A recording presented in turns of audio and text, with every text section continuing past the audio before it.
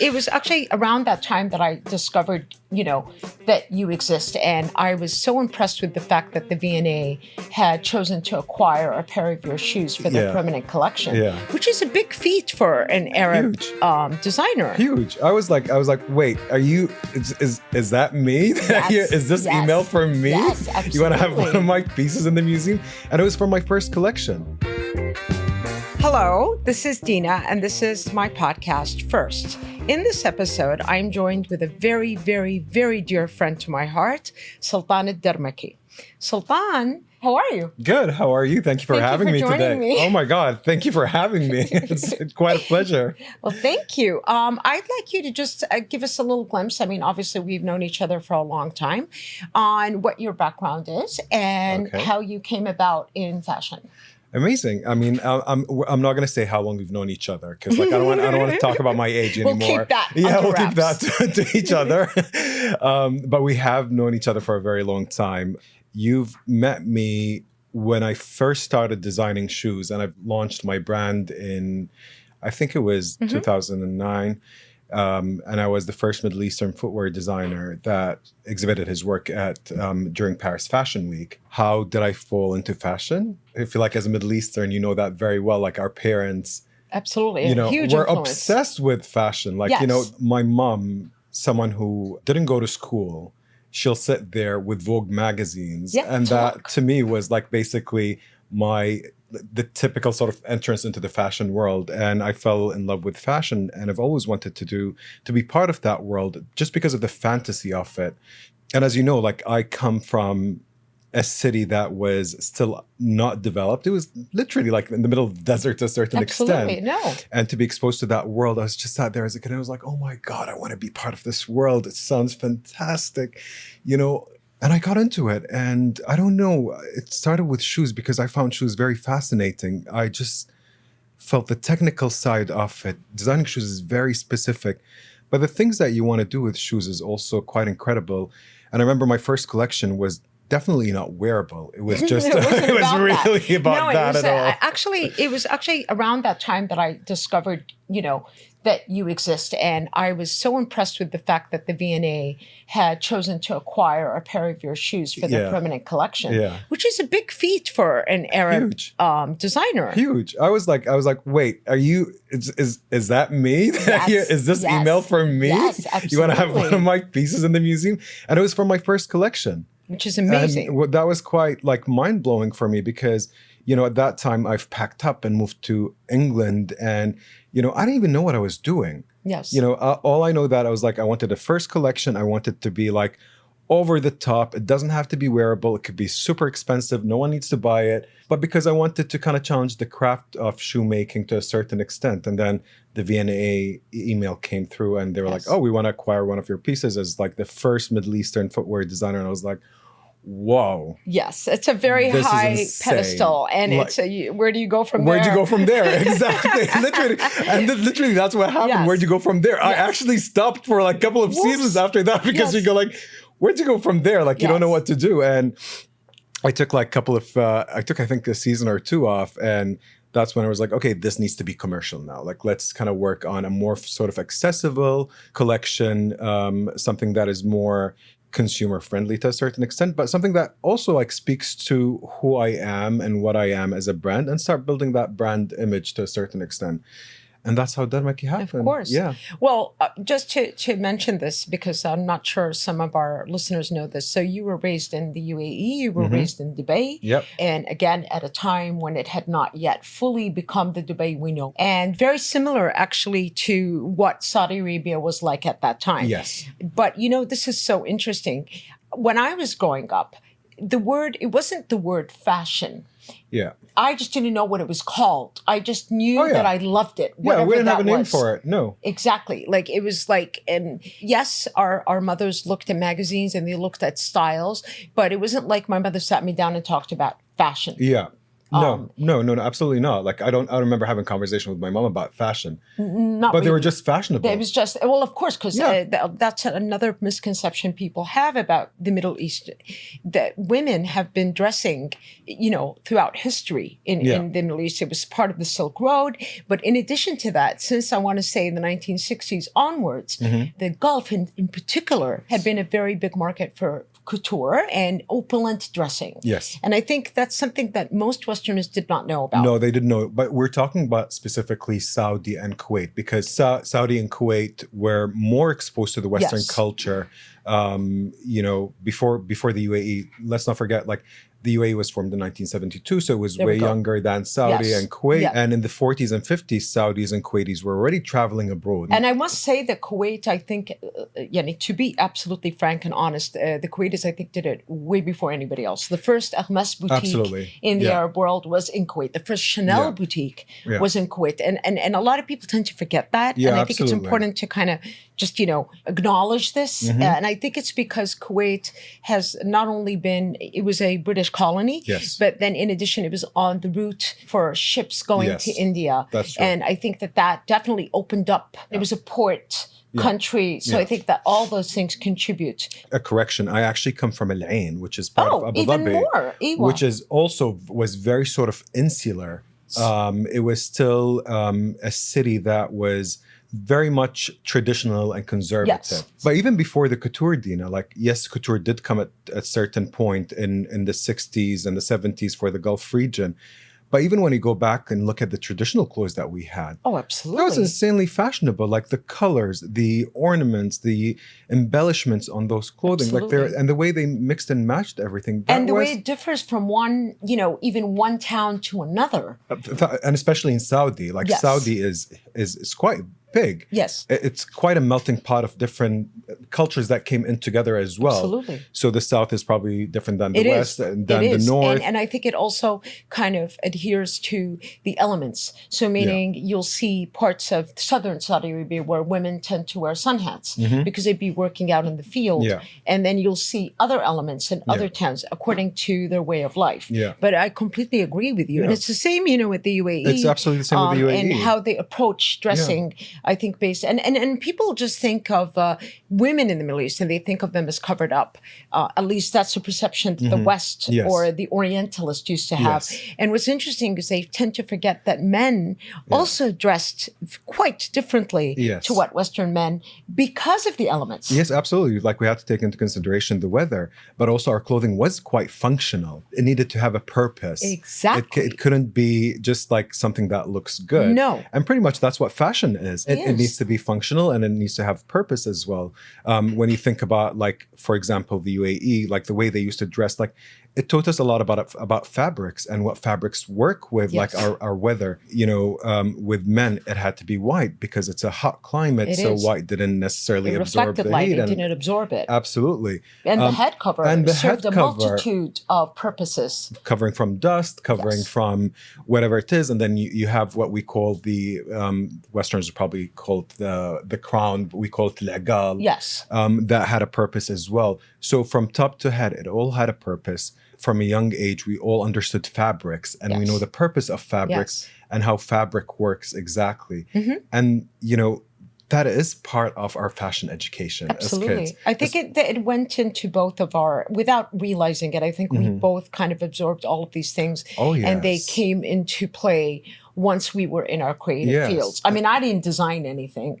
But we had the best of both worlds. We saw like what our family wore and what our people wore. And then we saw the Western magazines. And like, I don't know, in my head, it was like, how can I bring these two together? And kind of marry them together, because I didn't see them as two insular things. But throughout history, I need to remind you, there have been many designers, famous Western designers. And so a lot of people are not aware of, the influence of Arabia. And when I say Arabia, I mean all of Arabia, which is 22 countries, and how it influenced in a subtle, sometimes not so subtle way on how people dressed. But it's interesting too, because I think we're the last frontier on ownership and appropriation. Absolutely. And it's very interesting because all other, I want to say, cultures have now really been more vocal about ownership and about how you can't use something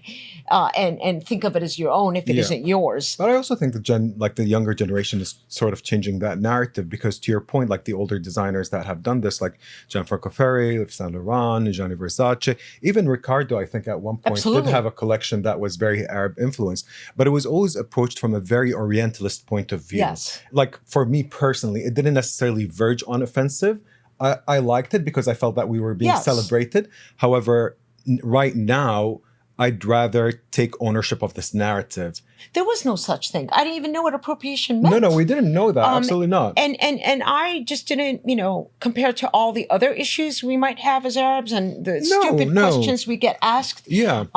This was the least of my worry. I'll tell 100%. you why. There was a very famous collection, a couture collection from 1994 that Karl Lagerfeld did for Chanel. Yes. And I think, to my knowledge, it was the first and last time Karl Lagerfeld apologized for anything. Oh, was it the one, are we talking about the collection that had the calligraphy? It was the couture collection that there was a very important issue with one. I mean, it's funny, the entire collection had it, but Claudia Schiffer wearing a very fitted bustier dress with the Arabic calligraphy on it. And she's quite an endowed, she was an endowed woman. Yes, she is. And people took absolute offense to it because they wrongly thought it was verses from the Quran. Yes. And it wasn't. To be fair to Chanel, it wasn't, but it looked like it. It almost looked like the writing on Quswat al-Kaaba, which is the outer writings outside of the holy Kaaba in Mecca.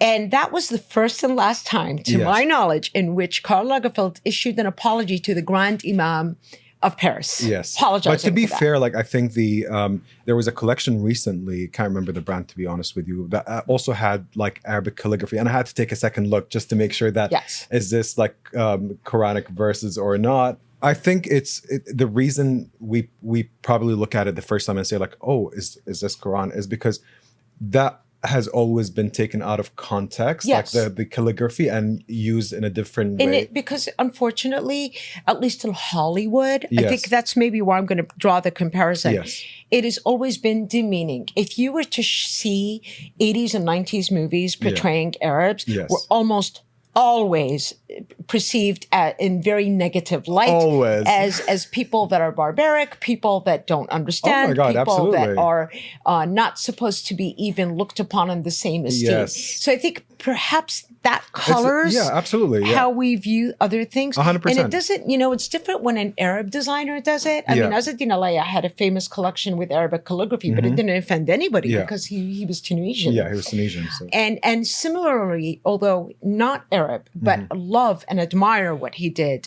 was Rifat Ozbek.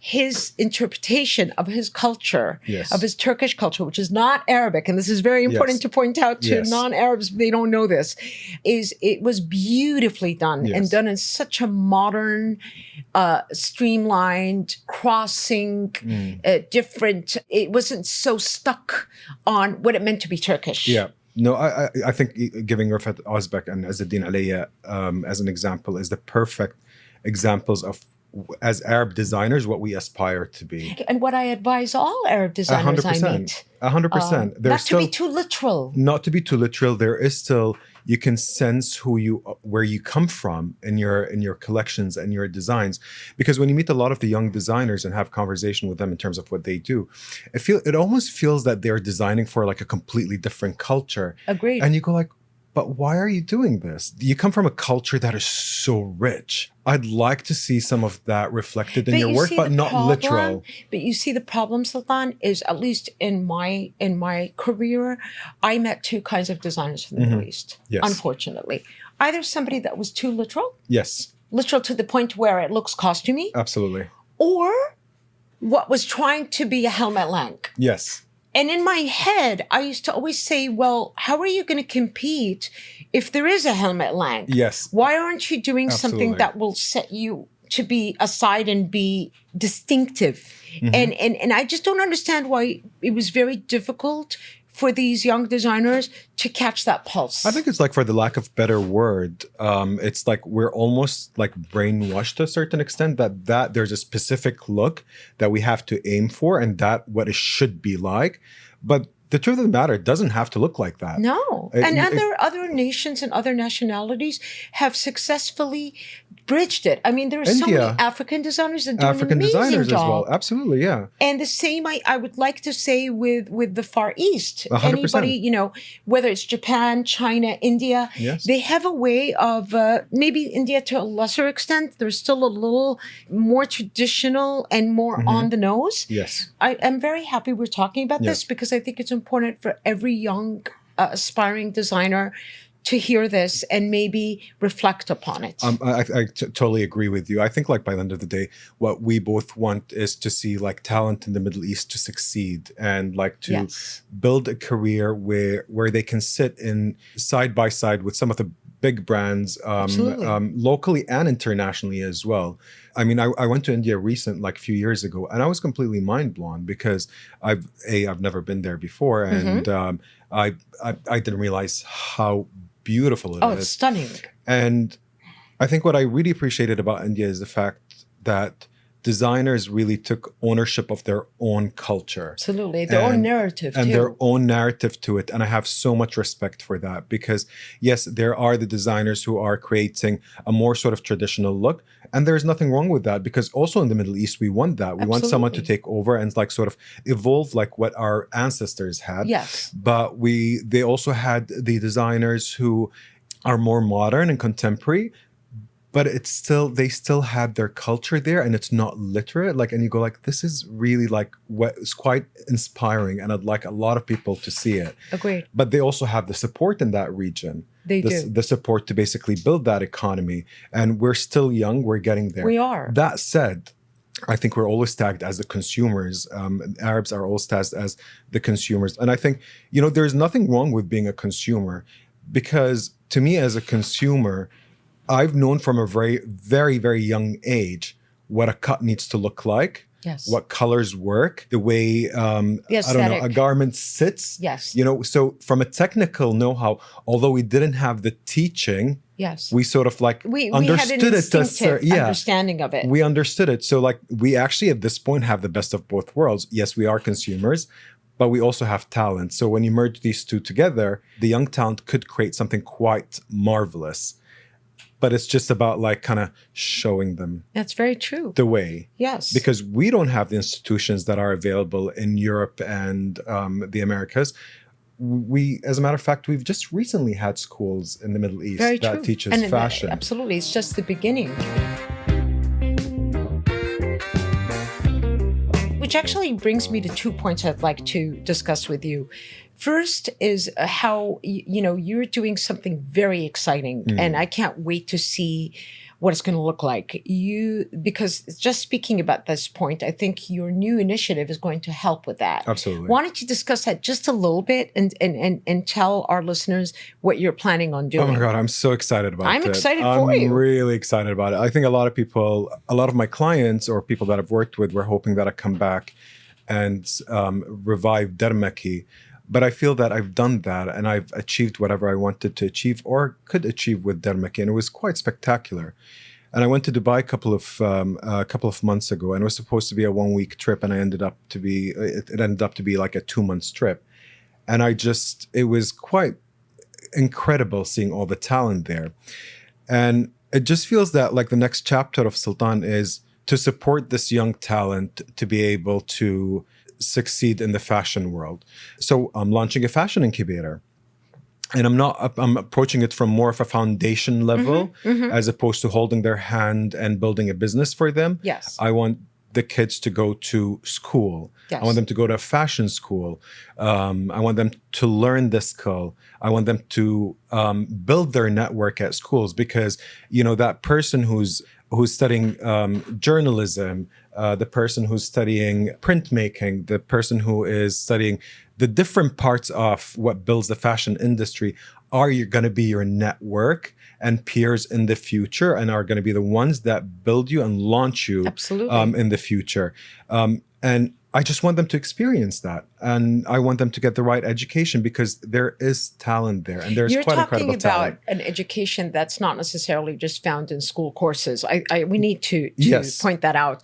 I think it's also important for these young designers to understand that there are other elements to the business. 100%. It's not just designing and making a pattern. No. It is also what a line sheet is, what wholesale price is, how to pay your suppliers, how to order fabrics, how to have a textile designer. Absolutely. All of these elements that I'm not sure they fully grasp when they start out. But also for them to understand that there's more than just being a designer. Yes. You can be in the fashion industry and can be a journalist.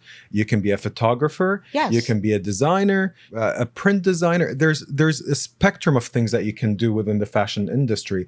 And by being exposed and going to school, that gives you the opportunity to kind of really understand, what do you want to do next? Do you actually want to go into design, or do you want to go into the different elements of the fashion industry? But other than that, also like the fact that none of them had the chance to actually have a proper internship at a fashion house. They don't. It's something that I've seen many times. But because we also don't have it in the Middle East yet.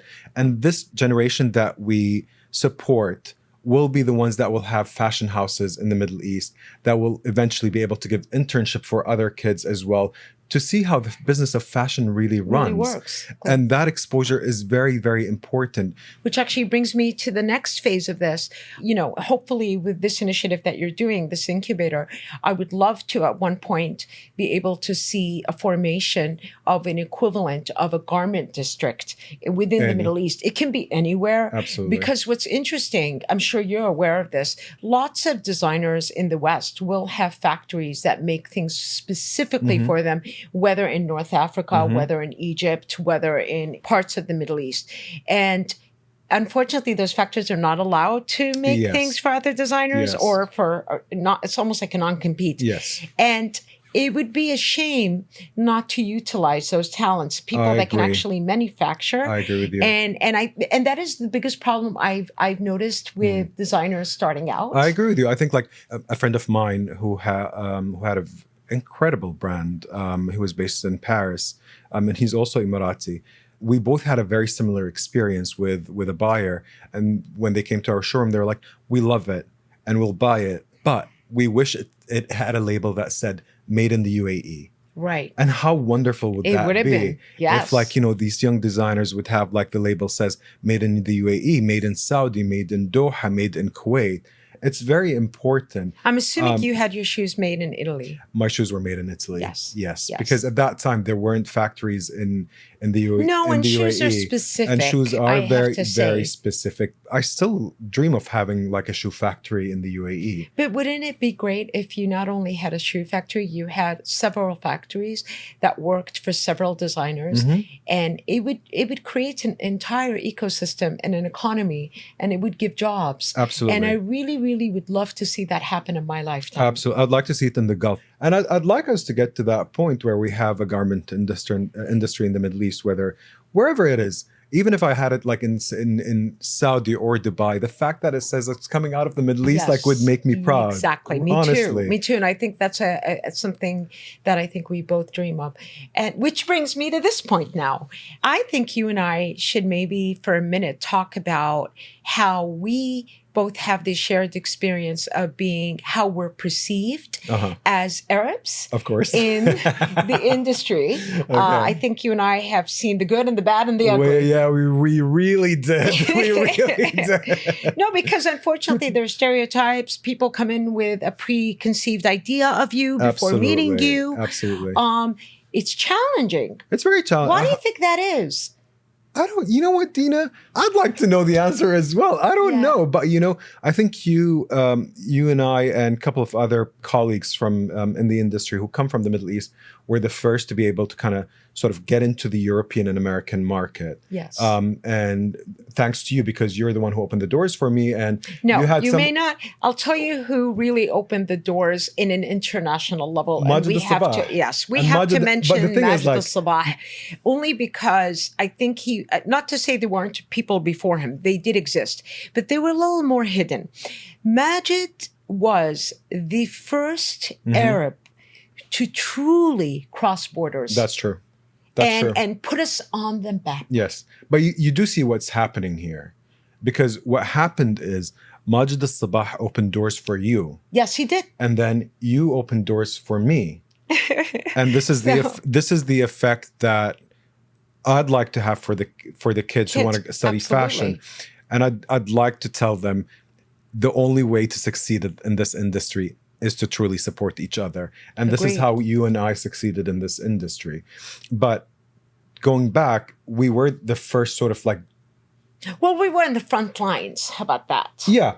I think it's because other people that we both may know were not really going to all these functions and going to all these shows. They were doing their buying quietly. Yes. Or they were just more hidden. They were probably more hidden. For social reasons. Because I honestly believe, unfortunately, sometimes I'd enter an appointment, whether as, with the hat of a buyer or a hat of an editor.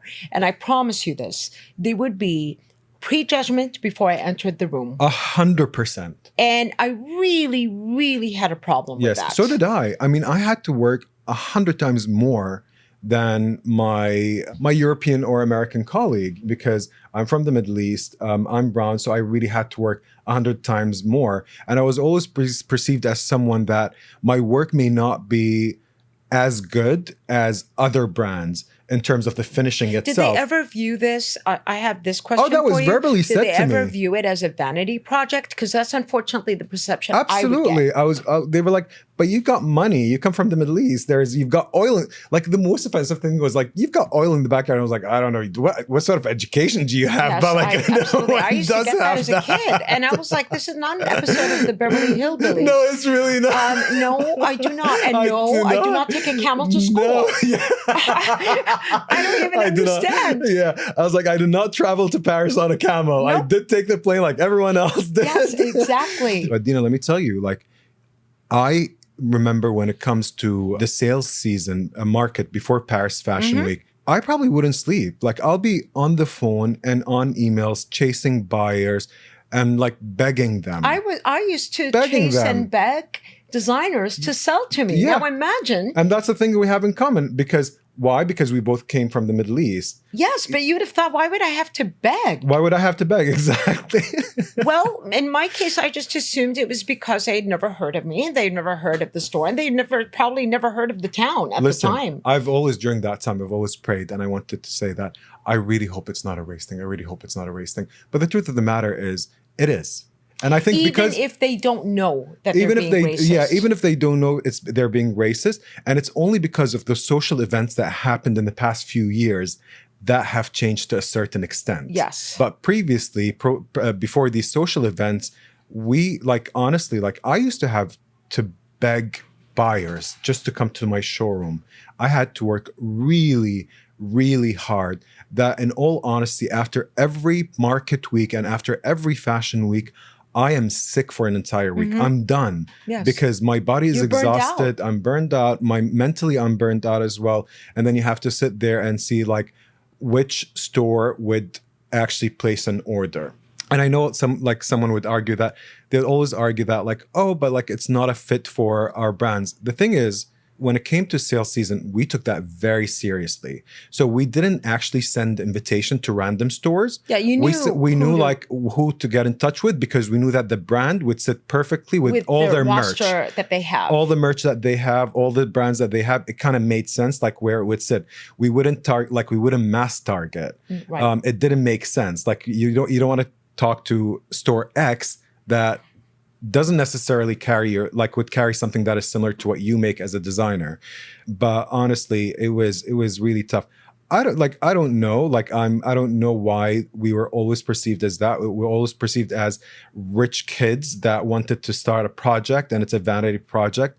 And it was quite offensive because it was. I mean, to this day, people make the assumption, oh, well, you don't need this job. But why are you? But is why? this like fun for you? I cannot really tell you. It's that thing that you say because I got that comment. Is this fun for you? And you go like, you're really offending me right now. Absolutely. Because, you're taking somebody less seriously and you haven't even spoken to them yet. And I think, 9 times out of 10, the minute I'd sit down with them and have a conversation, I really think they're shocked because they just can't conceive it. And I think also there's another reason, Sultan.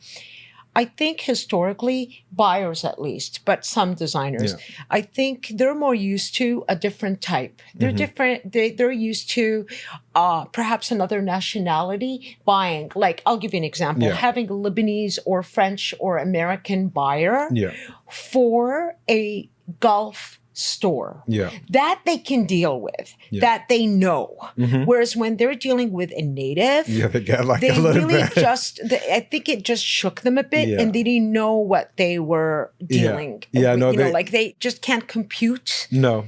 They really can't comprehend the entire idea of like someone from Saudi who is Saudi or Emirati from the UAE flying there to actually do the buying themselves. But it's also because of the idea that why do they have to do that? Yes. And you go like, well, because I want this because career. I want to. I and want this because career. Nobody's going to have your eye. No. And it's that entire misconception that like everyone is rich in the Middle East. And you go like, I don't even understand. I don't understand where this comes from. Absolutely. Like this entire, like it takes me to the point of like you were making earlier, like it's a very sort of Hollywood image that they've built. They do. That like everyone in the Middle East is super rich. And super dumb. And super dumb as well. That's the other thing. Ooh, which is very offensive. Yeah. And it's funny because I never see this perception being used on other nations. No, absolutely I'll not. see buyers from other places that might have this stereotype attached, yet never discussed or viewed as such by these vendors. No. So I really, this is something that is important to also bring up because I'm not sure it's discussed anywhere in any forum. No, it's not. But I also need to touch base that the fact that the fashion industry is a very fickle, very catty, and it can be very mean.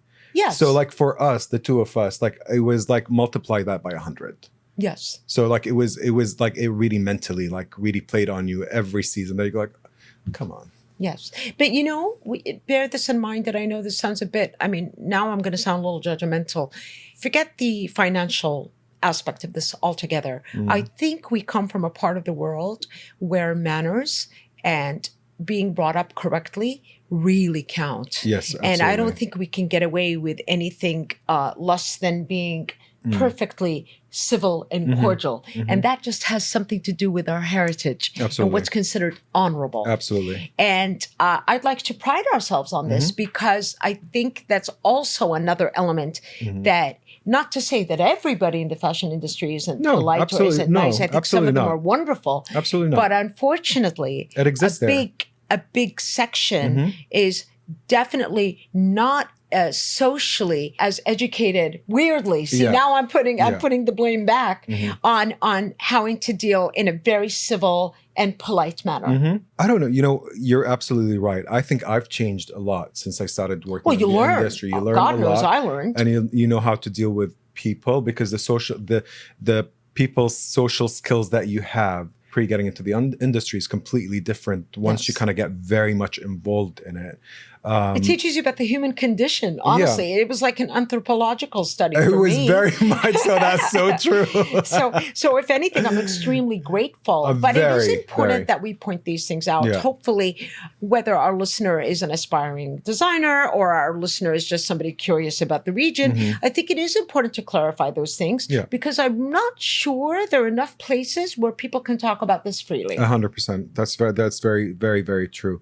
I don't think we should eliminate a person or dismiss them just based on that. I think it's important to just view the individual. Yeah. I don't know. My approach to life is never black and white. Me There's neither. always like shades of gray. And I always like to give people the chance And the benefit of the and the doubt. benefit of the doubt. And I'd like to see what they offer without basically thinking of who they are, what background they come from, and just see them as humans and see the talent that they can provide. And if they're not good, they're not good, They're not regardless good, of who but they that's are. not based on anything outside of the merit of their work. Exactly. It's based on their talent. If they're talented, happy to support. If they're not talented, I'll very kindly decline and actually probably have a conversation of like what may be fit for them within the industry if this is an industry that they aspire to be part of. You're right. No need to be mean, no need to No. be catty. Just give It's not everyone the necessary. chance to be part of this industry. And, you never know. They could add more value to it than what they would think. You're absolutely right. So, Sultan, I like to do this because I always found it to be fun. I have a couple of questions for you to end our episode today. Tell me. And they're taken from the Proust questionnaire. Okay. So the first question I have for you is, what is your idea of perfect happiness? Perfect happiness. Me, my dog, Sunday morning at the park. Oh, Could it be any park? It could be any park. It could be any park. Okay. And so the next question is, what's your perfect idea of perfect happiness? What I have today. What you have today, absolutely. I am grateful. Alhamdulillah. Wallah, alhamdulillah. Yeah. Which living person do you most admire? Who are your heroes in real life? It can be several, and you can just give examples. I know this is going to sound cliche, but like in all honesty, my dad. Like my dad was someone who came from nothing and built something for himself.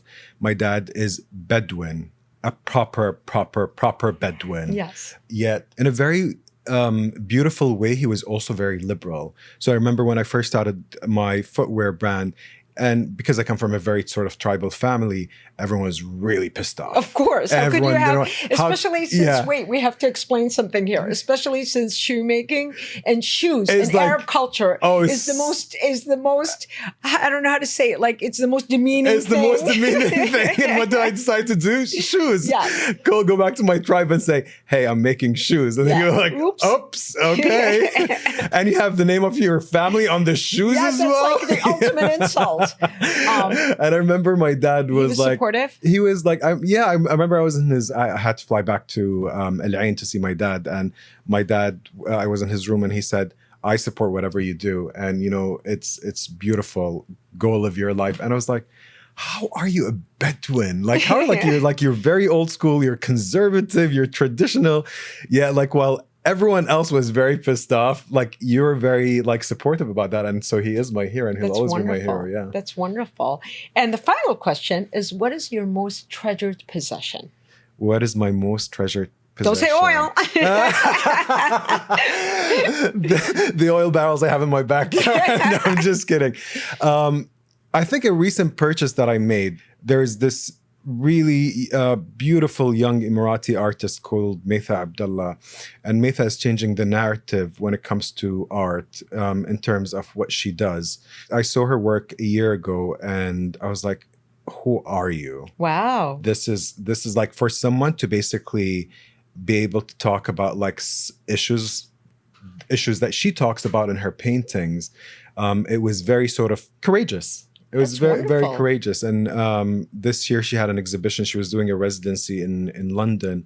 And I saw one of her pieces and I was like, you're coming home with me. And I look